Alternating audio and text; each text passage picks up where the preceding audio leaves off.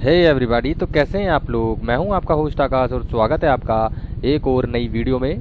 तो आज का जो लेसन है बहुत ही ज़्यादा इंटरेस्टिंग होने वाला है। प्लीज़ गाइज, मैं आपसे एक रिक्वेस्ट करना चाहूँगा, वीडियो को पूरा देखना, क्योंकि इसमें आज डेटा एंट्री के जो चैप्टर जो चलेगा इसमें बहुत ही अमेजिंग टिप्स एंड ट्रिक्स मैं बताऊंगा कि आपको किस तरीके से डेटा एंट्री कंप्यूटर में करनी है, कैसे एक्सेल खोलना है, एंट्री करने के बाद में आप डेटा एंटर इस टाइप से कैसे कर सकते हैं, और एंटर आपने डेटा को इस तरीके से कर दिया है तो उसको ट्रांसपोज कैसे कर सकते हैं इस वे में, ठीक है।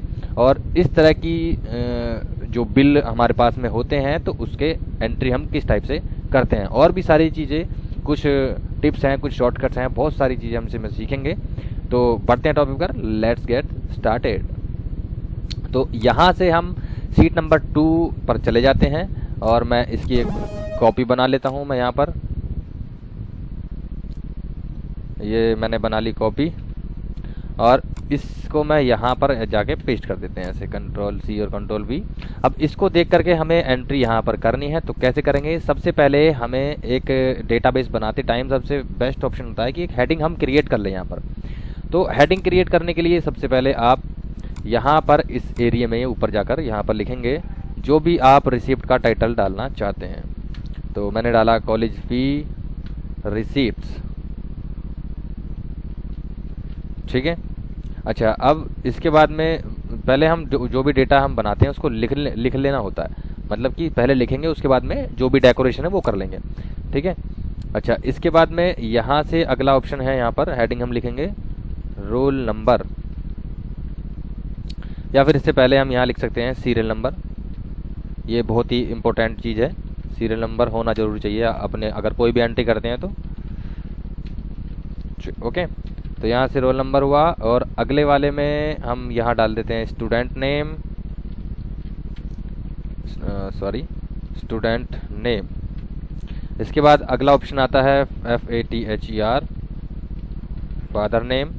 वो मैं सारी चीज़ें बताऊंगा। अभी देखो, जैसे कि नाम यहाँ पर लिखते टाइम वो गायब हो गया है, ये वाला स्टूडेंट नेम वो कट गया है ना, तो वो अभी मैं क्लियर कर दूंगा सारी चीज़ें। इसके बाद में अगली जो हेडिंग है वो है टोटल फी, ओके। इसके बाद अगला ऑप्शन है हमारे पास में डिपॉजिट फीस। अगला जो हेडिंग है हमारे पास में बैलेंस अमाउंट,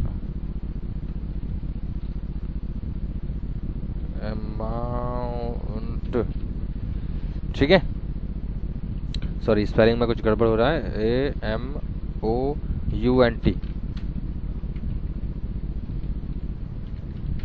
ओके। तो इस तरीके से हमने ये हो गया।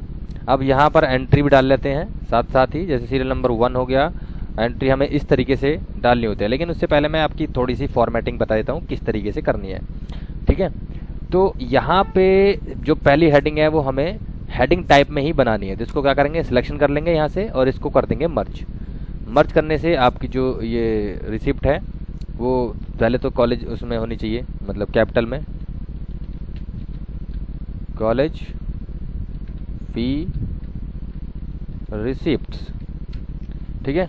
अच्छा, इसके बाद में यहाँ पर हमने क्या करना है, इसका साइज इस पे क्लिक करके ऐसे हम इंक्रीज कर लेंगे और इसको साथ साथ बोल्ड कर लेंगे, और यहाँ पर आप चाहो अपने अकॉर्डिंगली कोई भी कलर यहाँ पर बैकग्राउंड में ऐसे सेट कर सकते हो। अच्छा, अब बात आती है इसकी। तो अभी क्योंकि ये जो सीरियल नंबर और जितने भी हमारे हेडर हैं इनको हेडर बोला जाता है, तो इन हेडर को प्रॉपर वे में सेल्स के अकॉर्डिंगली हमें चाहिए, यानी एक एक सेल में अपने आप हो जाएगा, ठीक है। तो हम क्या करेंगे, सभी को सिलेक्ट कर लेंगे इस तरीके से ऐसे, या फिर आप एक बार में, जैसे मान लीजिए बहुत बड़ा डेटा है हमारा इस तरीके का, तो आपने क्या करना है, पूरे को ऐसे क्लिक कर देना यहाँ पर ये 2 नंबर पे, ठीक है। या फिर आप जहाँ भी डेटा बन रहा है वहाँ पे क्लिक किया, फॉर्मेट में जाएंगे और यहाँ से मुझे ऑप्शन मिलेगा ऑटो फिट कॉलम विड्थ का। इस पे जैसे ही हम क्लिक करेंगे तो आपका जो डेटा है वो ऑटोमेटिकली फिट हो जाएगा जितनी आपकी सेल्स हैं, ओके। तो इस तरीके से अब हम सिलेक्शन कर लेते हैं और जहाँ तक हमें डेटा चाहिए वहाँ तक ऑल बॉर्डर पे ऐसे क्लिक कर देते हैं। तो आपका जो रिसिप्ट का जो डेटा है इस तरीके के फॉर्मेट में फीड अप होगा, ठीक है। तो यहाँ पर एक हाइलाइटर और लगा लेता हूँ मैं, ताकि ये जो हेडिंग्स है वो हमारी अच्छे से दिखाई दें। बोल्ड कर लेंगे, साथ साथ टेक्स्ट का जो कलर है वो हम ब्लैक ही रहने देंगे, ब्लैक में अच्छा ज़्यादा सूट करेगा। मैं थोड़ा जूम कर देता हूँ, आपको परफेक्टली दिखाई देगा। ठीक है, तो अब हम अगली एंट्री डालते हैं। यहाँ पर सबसे पहला ऑप्शन है, यहाँ पर सीरियल नंबर दे दिया मैंने, और रोल नंबर क्या है इस रिसिप्ट में से, पेपर में से देख करके हम एंट्री करेंगे। इसी को डेटा एंट्री कहा जाता है दोस्तों। तो यहाँ पर अगला ऑप्शन है स्टूडेंट नेम, तो मैं नाम डाल देता हूँ यहाँ पर SOHAN, सोहन लाल। अगर रिक्वायरमेंट है कैपिटल में तो आप कैप्स लॉक ऑन कर सकते हैं या शिफ्ट के साथ दबाकर कर सकते हैं, जैसे कि मैं ऐसे कर लेता हूँ, सोहन लाल। अगला जो ऑप्शन है यहाँ पर फादर नेम, फादर नेम में मुझे क्या डालना है, मुकेश।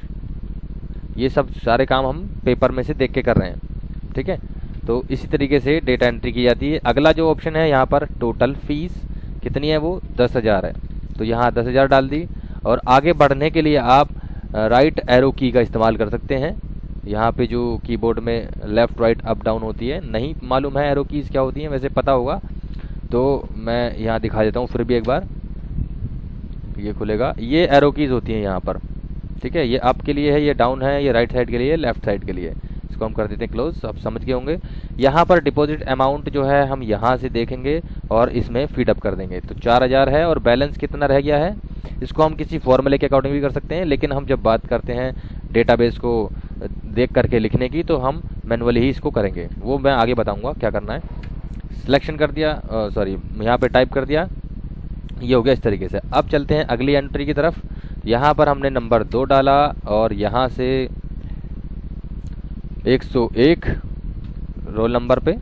और जब भी आप राइट एरो की, अब देखिए मैं जब ज़्यादा लंबा हमारा डेटाबेस होता है, मैं एक एंट्री और आपको करके दिखाता हूँ। सीरियल नंबर मैंने डाला 2 और यहाँ से 101। तो आप आगे बढ़ने के लिए राइट एरो की का इस्तेमाल ना करो तो बहुत अच्छा है, थोड़ा स्मार्ट वर्क मैं बताता हूँ कैसे करना है। तो इससे होगा क्या, जैसे मैंने लिखा 101 और आप टैब बटन कीबोर्ड से दबाएंगे, टैब, ठीक है ऐसे, तो ये अगले वाले सेल में जाएगा। इसका बेनिफिट मैं बताता हूँ क्या होता है। यहाँ पर जैसे कि मैंने लिखा सोनू, ओके, तो मैं सोनू टाइप कर दिया मैंने यहाँ पे, सोनू कुमार, और यहाँ पर अशोक कुमार। यहाँ पर इसकी जो फीस है वो 9,000 है और यहाँ पर हम क्या करते हैं, इसने 5,000 डिपॉजिट करा है और बैलेंस 4,000 रह गया है। ठीक है, और जब भी आप अब एंटर प्रेस करेंगे तो ऑटोमेटिकली ये यहाँ से यहाँ आ जाएगा। ठीक है, तो इस तरीके देखिए, एक एंट्री और मैं दिखाता हूँ। यहाँ से हमने स्टार्ट करा, हम ये चाहते हैं कि जब भी हम एंट्री करें तो हमारा लास्ट जब टॉपिक ख़त्म हो तो ऑटोमेटिक जो हमारा कर्सर पॉइंट है वो यहाँ आ जाए। ठीक है, तो इसके लिए हमें देखो क्या करना है, नंबर 3 मैं फिर से एक एंट्री और दिखाता हूँ। यहाँ पर आप यहीं पे स्टार्ट करेंगे और टैब बटन अगले वाले सेल में जाने के लिए दबाएंगे। यहाँ से ये हुआ 102 और यहाँ पर हम लिखते हैं दीपक। ठीक है, यहाँ पर मैंने लिखा मोहन और इसने यहाँ पर 12,000 की जो टोटल फीस है वो इसकी ये है। फिर टैब बटन दबाएंगे और यहाँ से मान लीजिए इसने 8,000 रुपये जो है डिपॉजिट करा दिए हैं, बैलेंस जो है 4,000 रुपये रह गया है। तो अब यहीं से आप एंटर बटन ऐसे दबाएंगे तो देखिए ऑटोमेटिक कर्सर यहाँ से उठ करके यहाँ आ गया। ये होता है स्मार्ट वर्क कैसे करना है। अब एक एंट्री और देख लेते हैं नंबर 4 पर। ठीक है, और यहाँ से 4 नंबर दबाया, टैब बटन दबाएंगे 103 और यहाँ से हम अगला नाम लिखते हैं, जैसे मान के चलिए स्टूडेंट नेम है गीता। ओके, और यहाँ से हमने इनका लिखा यहाँ पर सोहन कुमार। यहाँ इनकी जो फीस है वो सपोज दैट 8,000 है। फिर से टैब बटन दबाएंगे, इन्होंने 5,000 डिपॉजिट करा दिया है और बैलेंस कितना रह गया है 3,000। और जब भी आप यहीं से एंटर बटन दबाएंगे ऑटोमेटिकली यहाँ पर पहुँच जाएंगे। तो क्लियर हो गया होगा ये वाला भी। अच्छा, अब मान लीजिए ये एंट्री हमने इसको कर दिया डिलीट और आपको लगता है कि जो ऊपर जो डेटा हमने लिखा हुआ है, ठीक है, तो वो ही हमें नीचे भी चाहिए। तो बहुत ही बेस्ट और शॉर्टकट तरीका मैं बताता हूँ। सिलेक्ट कर लेंगे इसको सबको। सिलेक्ट करने के 2 मेथड हैं, आप या फिर माउस से कर सकते हैं, कीबोर्ड से कर सकते हैं। कीबोर्ड के लिए आप यहाँ पर ऐसे क्लिक करेंगे, शिफ्ट आप कीबोर्ड से दबाएंगे, होल्ड प्रेस रखना है और राइट की इस तरीके से प्रेस करेंगे तो आगे को ये सिलेक्ट हो जाएगा। अब कीबोर्ड से आपको कंट्रोल डी प्रेस करना है ऐसे, तो जो ऊपर डेटा लिखा हुआ है वो ऑटोमेटिकली यहाँ पर आ जाएगा दोस्तों। तो क्लियर हो गया होगा। तो इस तरीके से आप डेटा एंट्री बहुत आसानी से कर सकते हैं। अब मैं थोड़ा सा बताता हूँ इसका एडवांस।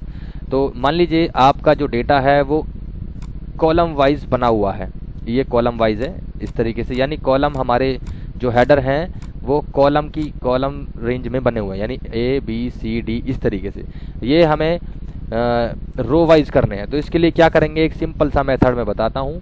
आपने इस डेटाबेस को सिलेक्ट कर लेना है, यहाँ से कॉपी कर लेना है। कॉपी करने के बाद जहाँ भी आपको चाहो तो इस सीट पे ही कर सकते हो या फिर कहीं अलग सीट पर कर सकते हो, कहीं भी। तो मैं यहीं पर दिखाता हूँ। यहाँ पर आपने क्लिक किया इस तरीके से, और यहीं लेफ्ट क्लिक करने के बाद में राइट क्लिक करना है, मतलब इस सेल को सिलेक्ट कर लेना है और राइट क्लिक से कुछ इस तरह से ऑप्शन खुलेंगे और हमें जाना है पेस्ट स्पेशल पर। पेस्ट स्पेशल पर ऐसे जाएंगे और यहाँ से ट्रांसपोज का ऑप्शन मिलेगा और ओके बटन पर क्लिक कर देंगे। तो हमारा जो डेटा है वो कुछ इस प्रकार आएगा। ठीक है, ये इसको कहते हैं ट्रांसपोज करना। तो जब कभी हमें ज़्यादातर जो है 90% जो डेटा हम टाइप करते हैं वो कॉलम वाइज ही करते हैं, 10% जो हम करते हैं वो रो वाइज को हम किया जाता है। तो यहाँ पर इसको मुझे फुल लेंथ में करना है यहाँ।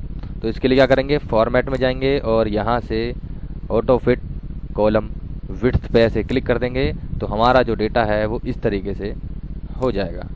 तो उम्मीद करता हूँ ये वीडियो आपको बेहद हार्मफुल रही होगी, समझ में आया होगा। किसी भी तरह की कोई भी दिक्कत आती है तो आप मुझे कमेंट में बता सकते हैं। तो मिलते हैं अगली वीडियो में, तब तक के लिए thank you so much, take care, bye bye and love you guys.